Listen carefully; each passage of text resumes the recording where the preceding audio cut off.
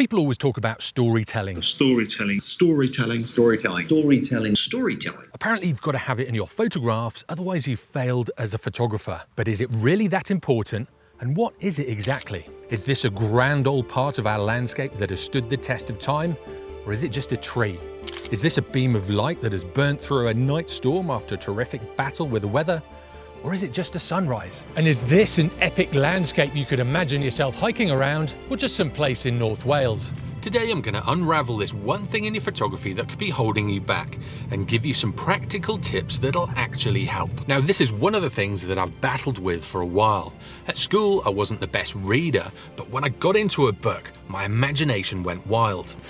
I found things boring, but when a movie captured my imagination, I was hooked. And at work, presentations sucked until there was a story woven into it. And all of these things give us clues about our photography and how we can develop it. And it all comes down to the imagination, and not yours, but the viewer's. But how can you possibly influence this person looking at your photos? After all, when you're behind the camera, you're the photographer. And then when you look back at your photographs, you'll have some kind of emotional connection to them. Well, this starts with learning how to create a compelling photograph. It still sounds wishy-washy, doesn't it? But there are certain things that you can do in your photography to lead the viewer into your image and lead them on a journey.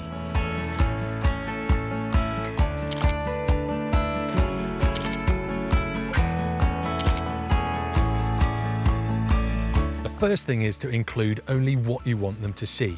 Instead of having a shot of absolutely everything, work out what you want to be in focus, work out how much detail you want in it, and work out what you don't want them to see. At this location, I don't want the midground to dominate my shot, as it's messy and distracting, so I'll get low and include more of this foreground.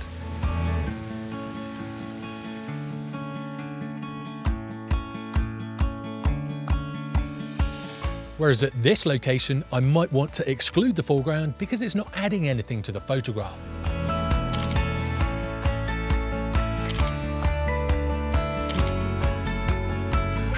If you consciously think about where you want the viewer to start looking, this will get you into the mindset of the viewer and not the photographer. This may seem counterintuitive, but it's kind of a way to start thinking about composition as opposed to thinking about settings.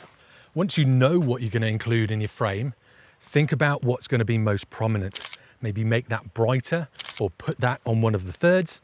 Then maybe try and find a leading line to it. And this will be the start of your viewer's journey. Now, what is the subject in your photograph? You need to be able to answer this.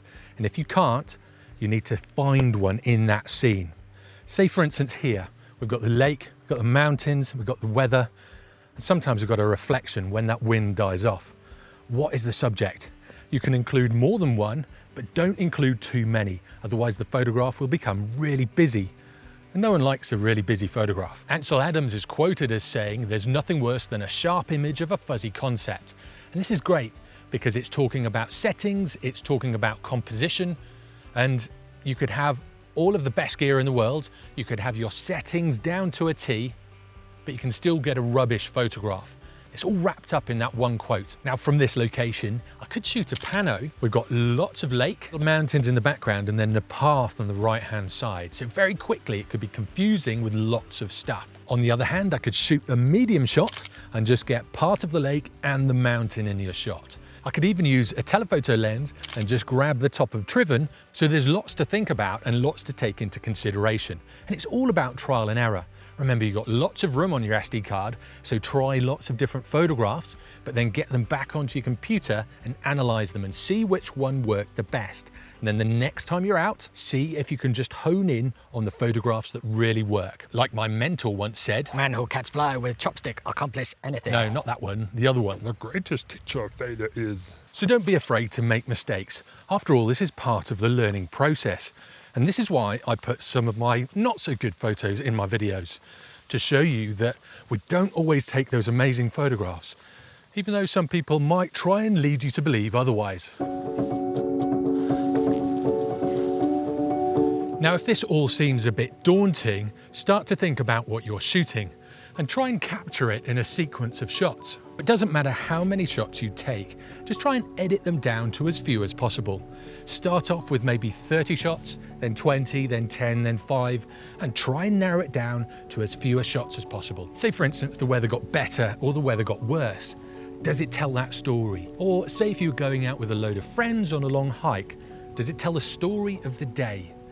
Again, narrow it down to as few shots as possible, and this is where you'll really hone your storytelling skills in your photography.